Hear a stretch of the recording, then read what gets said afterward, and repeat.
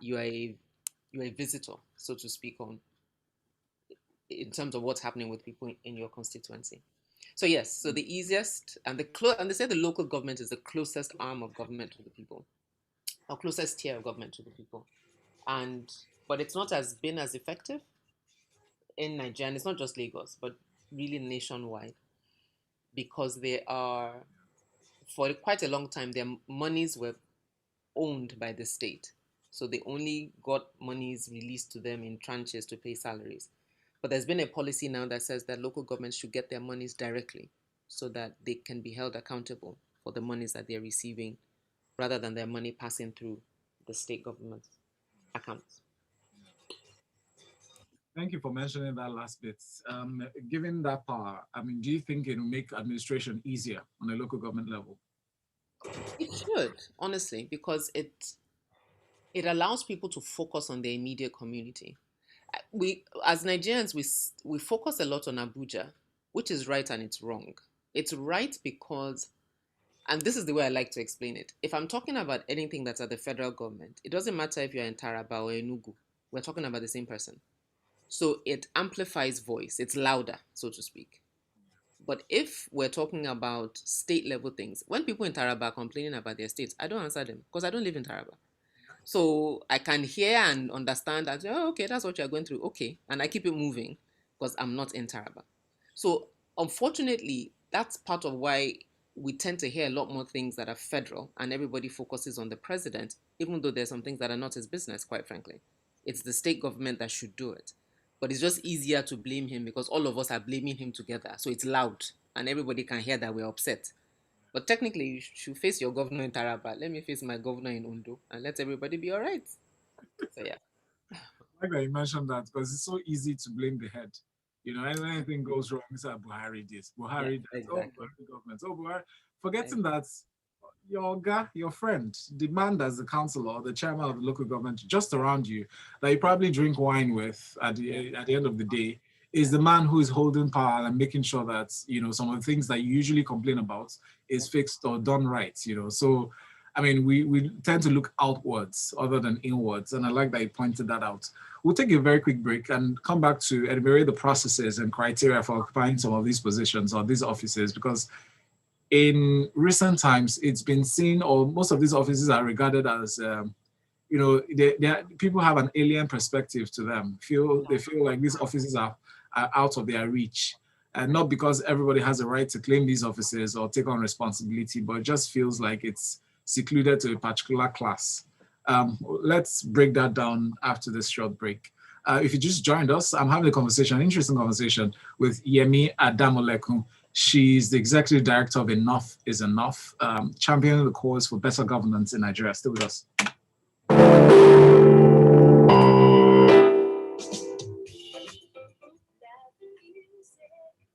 This will be short, 1 minute long break.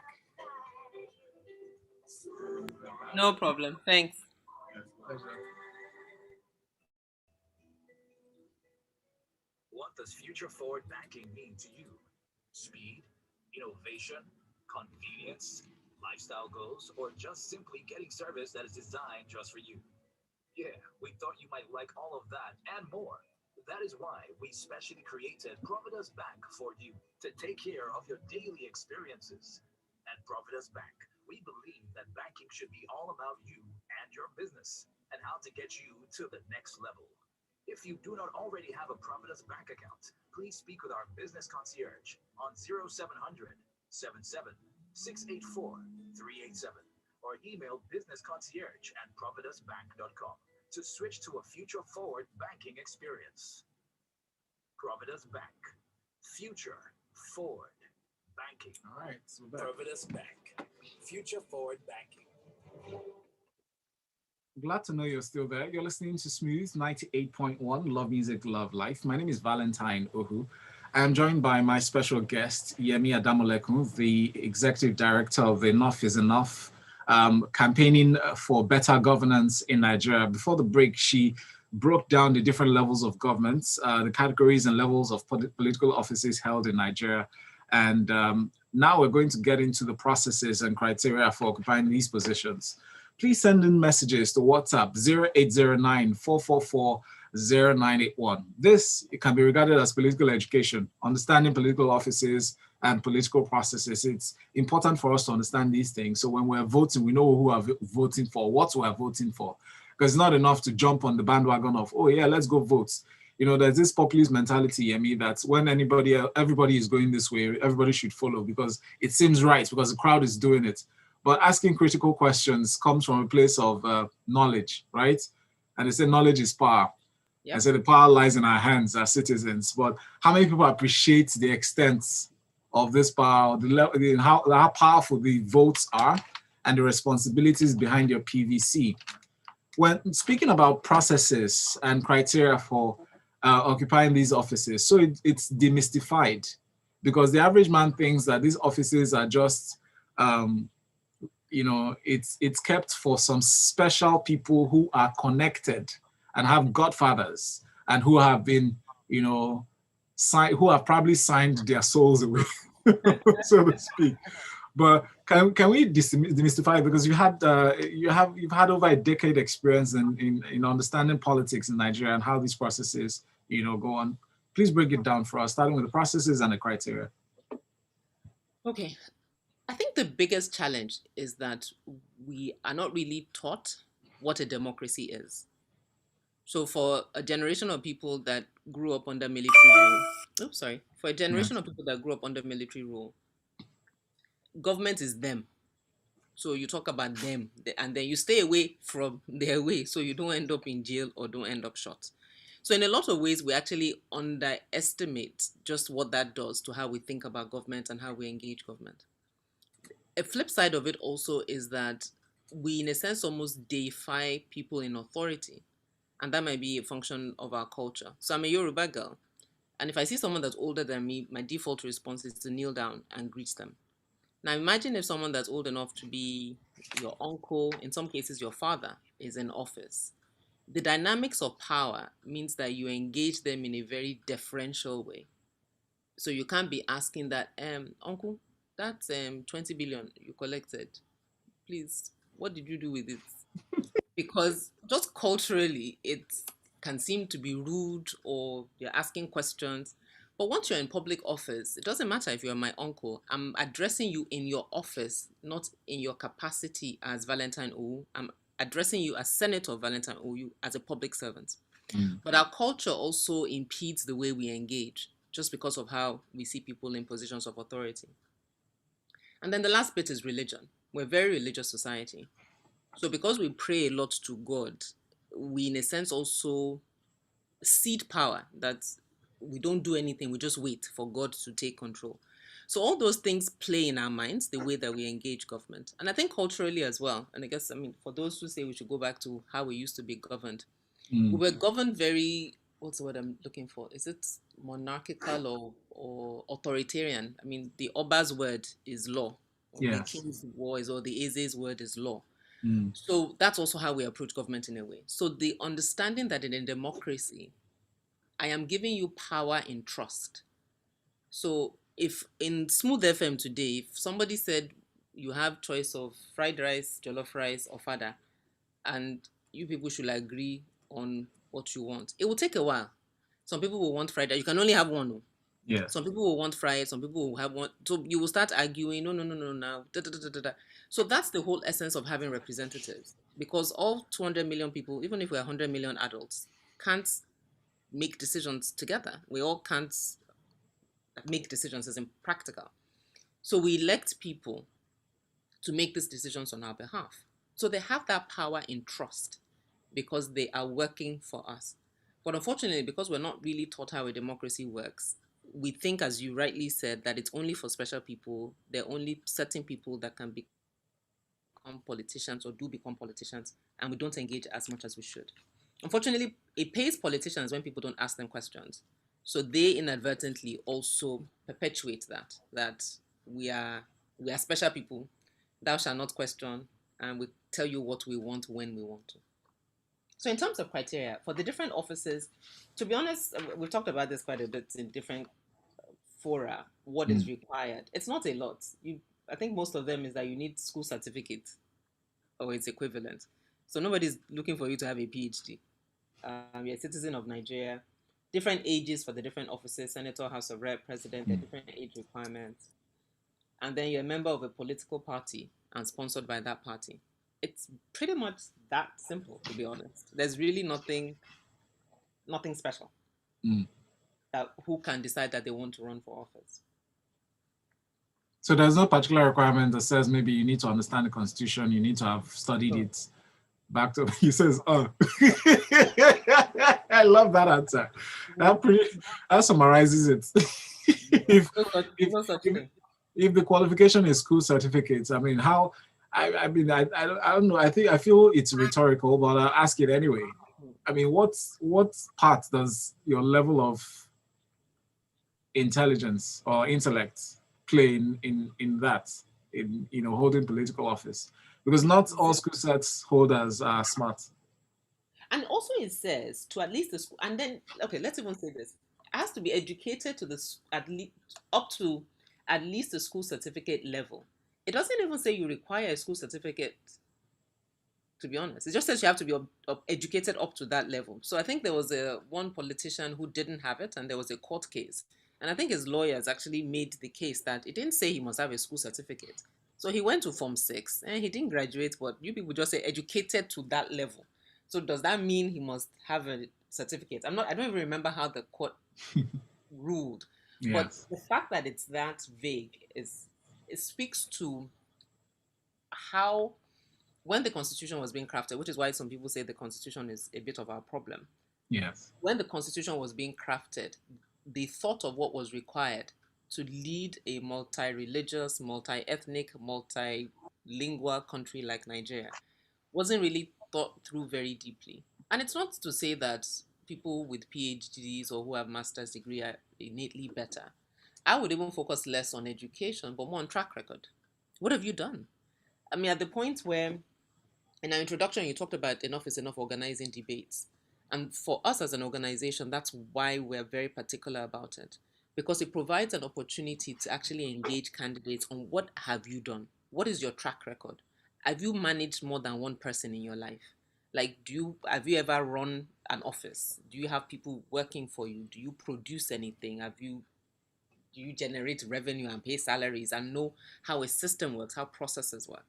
And it's extremely important, but we don't pay attention a lot to these things. Nobody really asks what have you done. I mean, Lagos is a bit on the spectrum farther out. I mean, I remember when Governor Fashola was running, he probably participated in his 2 terms, probably more than 20 debates he engaged Yes. in.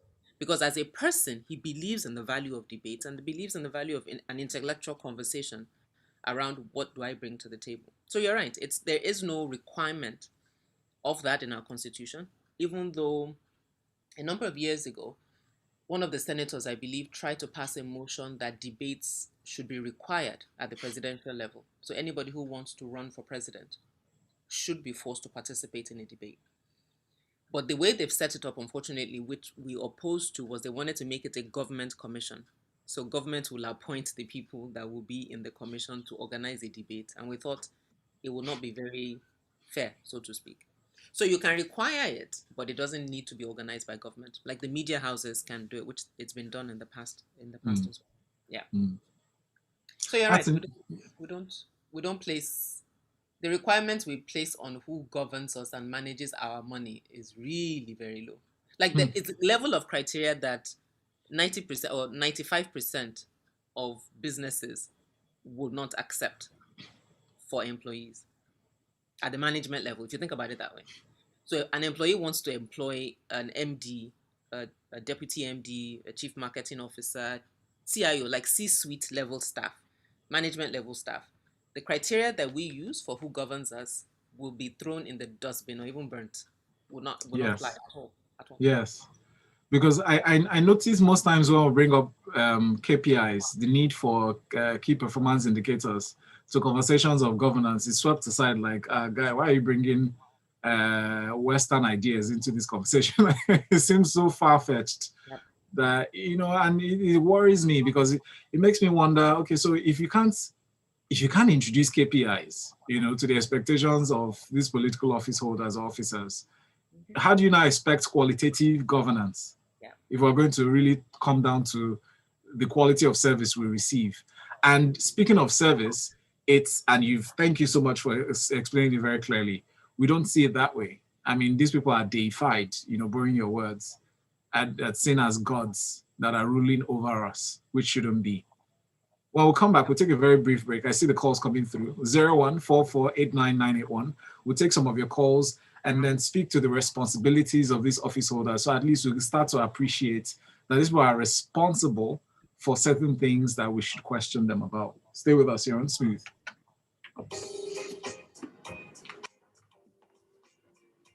Time flies on the show.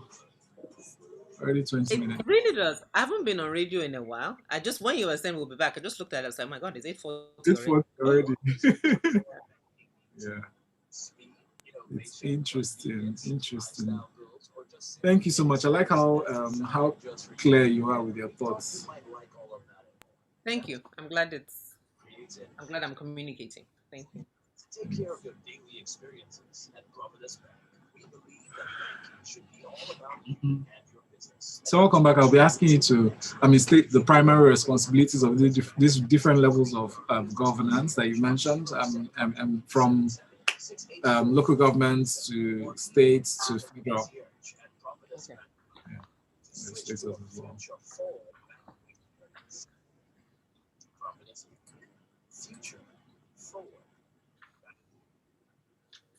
Let's take a critical look at your lifestyle and state of your life in a city that hardly sleeps, so many people working hard and many more on the edge. One thing is likely to happen. System shut down. Helping you discover facts about your health and expanding your access to well-being through relevant information. Tune in to Smooth Health on the Drive and make that connection with your body. The Smooth Health, every Thursday at 5:15 p.m. All right, we're back. Time does fly when you're learning good things, not just when you're having fun. You're listening to Smooth 98.1, Love Music, Love Life. My name is Valentine Ohu here on Smooth Breakfast. The segment is called Lagos Talks 981. And the phone line is open, 0144899981. Please call and ask your questions. Our special guest is Yemi Adamolekun. She's the Executive Director of Enough is Enough. I really have enjoyed our conversation so far, Yemi, as you've really clearly explained issues around governance, speaking from your experience, over a decade experience, interacting with people and engaging on governmental issues around election, voter registration, voter education, debates held, even expressing basic understanding, or rather, helping us understand the different levels of government, the criteria and the processes of occupying these offices, from the executive, legislature down to the judiciary, and also enumerating the several responsibilities I'm about to get into of these offices, from local government to state to federal levels. Let's take calls as we go further in this conversation. Hello, good morning. I'm well, thank you. What's your name, please? Welcome, Ibuku. Thank you, Ibuku. Do you have a question or you have a contribution? I agree with I just want to add that I think in Nigeria, if we look at power and authority, we don't look at power and authority the lens of a service leader to serve as the best of a lot of the people. We look at power and authority from one group for oppress.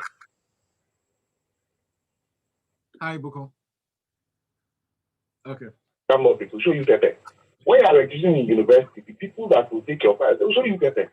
Any little person that has small power in a government or whatever institution, whether it is a local government or whatever, will try, exert some manner of, how do I call it, power over you, which is what Fela said, everybody, power show everywhere. And, when you're talking about the police and people, illegal parking and things like that, I mean, you find a situation where there was one at Allen Roundabout, the traffic light was not working. I was going for a meeting and two policemen stopped me. They got in my car and I said, no, it's not working. So we went round the roundabout again and they saw it wasn't working. Unfortunately for them, they started raining. I told them to get out of my car. So you see, we just do things on purpose to try and extort, each other, and it's very bad of us. We have to change our views on how we do things. Thank you so much, Ibuku. Thank you. I really appreciate that. Ibuku expressed his thoughts around power and authority by political office holders is against service as required of them, that usually we regard them. And that really emphasizes your thoughts, Yemi, when you mentioned um, culture, religion, and some other aspects playing a role in the way we deify these personalities. I'll take one more call before I go back to the conversation. Hello, good morning. Good morning. What's your name? Welcome, Ebube. You have a question or contribution? It's more of a contribution, but that ends the question. Go ahead. So, very interesting conversation and teaching. So, I would like to disagree a bit and talk about cultures. So, I'm Igbo, and part of what she said about how power is structured in the cultural Igbo, the Eze or king, doesn't really have absolute power. And I know it's different for different parts of the country. So there's usually an Eze in council that deliberates. But even at that, decisions arrived, are not absolute in the sense that if they don't have the power of God. In fact, we name people specifically because of this. We say, "Mmadụ abụrọ Chukwu," man is not God. So only God has that kind of status. Now, why I came through this angle is everybody in Nigeria agrees that the present constitution cannot really represent us. And everybody is talking about going back to the regions or some sort of arrangement where you have better representative democracy. So my question to the very brilliant lady would be, in the 21st century Nigeria that we are hoping to get to, what are your thoughts as to the different cultural dynamics in terms of the different peoples of Nigeria and the kind of, like a new constitution or way of governance that you think will lead us to a better society? Thank you. Thank you. Thank you so much, Ebube, for that wonderful question. Yemi, did you hear what Ebube just asked? I did. I did. Thank you. Your voice has gone a bit low, but I did hear his question. Oh, okay, okay. Is it better now? And I'll start, and I certainly do agree with you. I mean, that's why I talked about us being multicultural and multilingual. I think we're 250 ethnic groups, 400 and something different languages and dialects. So there will be differences, and that's why I started off with I'm a Yoruba girl. For different cultures, it would play out differently. But the general, and I was just speaking really generally about how we deal with leadership and authority. But I definitely do agree with you. And Ibukunda called earlier, before I then answer his question, I think you're spot on because we don't see leadership as service. So even though the engine room of government, they are called civil servants, public service. It's public service. It's service to the public. But that word service just doesn't seem to mean anything. So where that whole notion of servant leadership, that you're in leadership to serve the people in the interest of the people, is not the way we see leadership. And he's quite right. I mean, from anybody that has power, from a gatesman to a receptionist, anybody that can stop you, that can grant you access, that can give you access, even ushers in church, flex. So everybody, whatever is in your little domain, you will flex that you have arrived. And that, unfortunately, from very little spaces to very big spaces, the impact can be quite grievous. And the last gentleman who asked about what I think about the Constitution, my personal opinion is that regardless, and I've heard people say this a number of times, that even if we obeyed the Constitution as it is, we would have better outcomes. So in a sense, it's not a perfect document. So you take an imperfect document and you put it in the hands of imperfect men, you get disastrous results.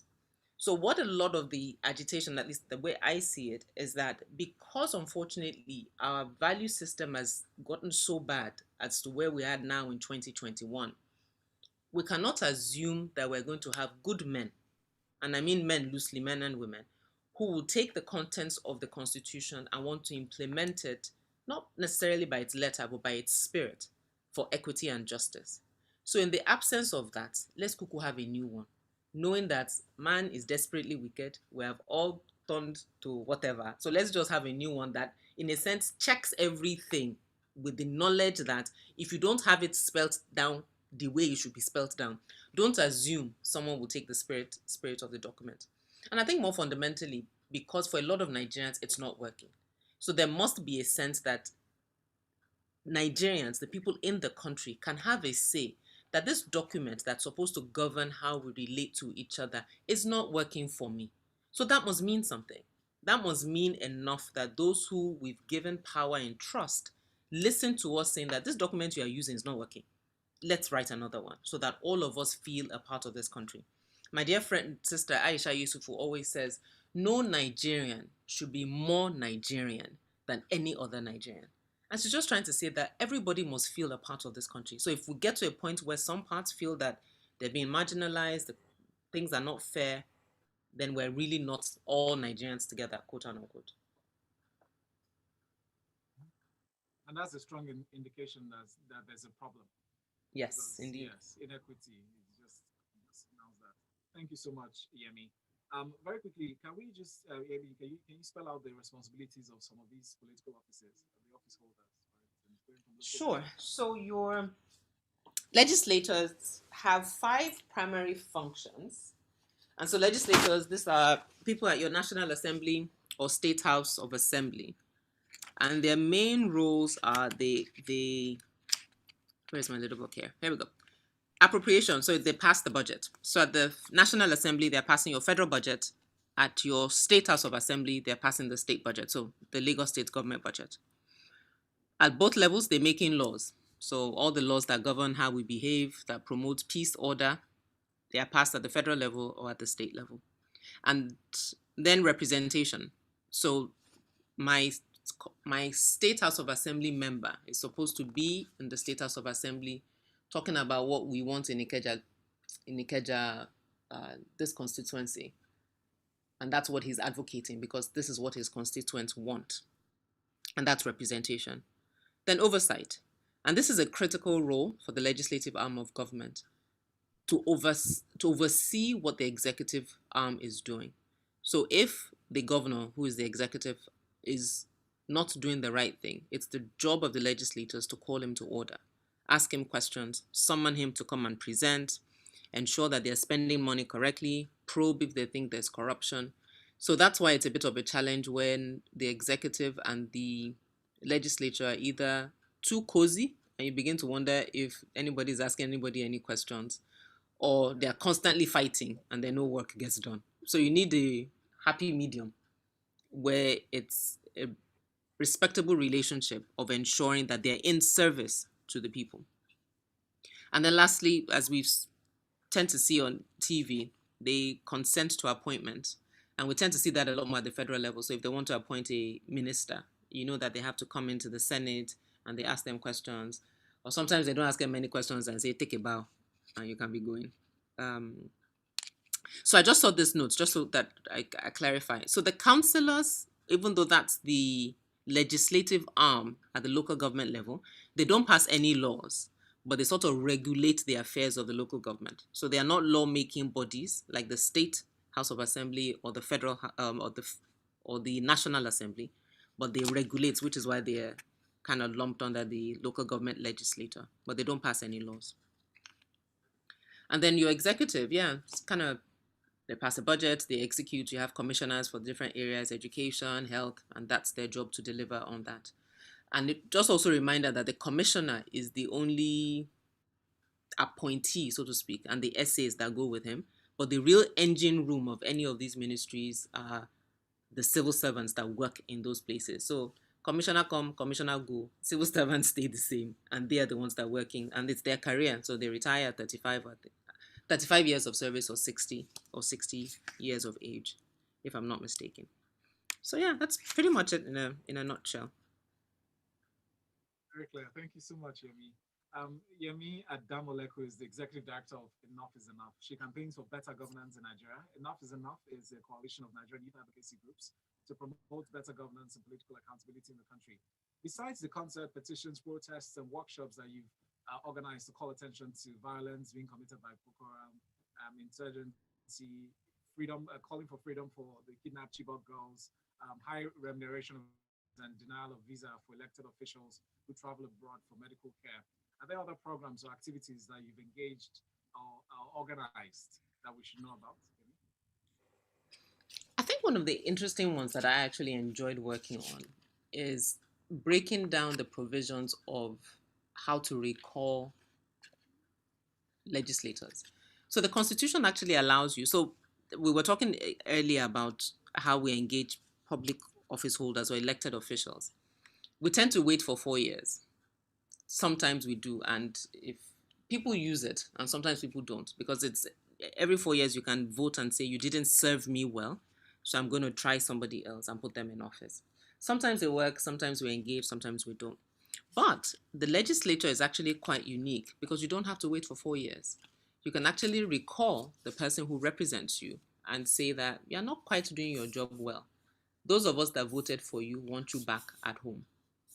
It's never been done successfully in Nigeria because the standards are quite high to get that done.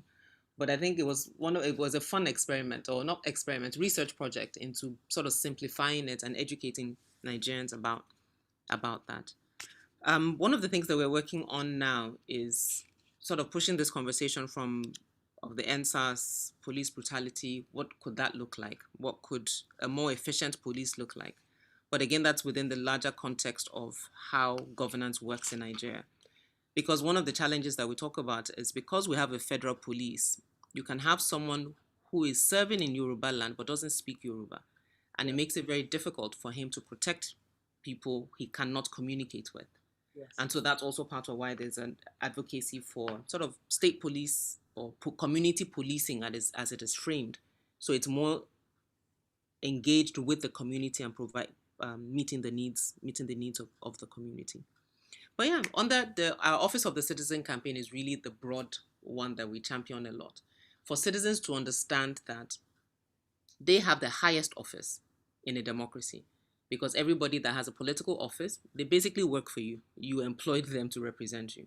So that we own that office as citizens and we use it to engage the people that represent us. And it also, every office has a job description. So part of your own job description is to make sure you pay your tax, make sure you obey rules of the land, and then, in a sense, be present enough to pay attention to what's going on in your community and engage appropriately. Yeah, so I think I'll leave it at that. That is beautiful. And I'm eager, as well as my listener, and I'm sure they're eager to hear you. Let us know how we can be part of that engagement actively. Like, how can we reach out? How can we connect? So we can be found online. So we're on every social media platform as EIE Nigeria. So Facebook, Instagram, Twitter, for those who are using VPN, and YouTube. And then and then our website is eie.ng, which is quite easy. So feel free, your information is on there. Encouraging people, go out to register to vote. You can't have a conversation about participating if you do not use that tool that you have, that you can actually vote. Because when they close registration and you now wake up and say, oh, I like this guy, I want to vote for him, it'll be too late, and nobody will answer you. So go and vote now, so you are ready when you find the candidate you want to vote for. Yes. Yemi Adamoleku, thank you so much for such a refreshing conversation for a Monday morning. It's a right start to a beautiful week. And I hope you have a very fruitful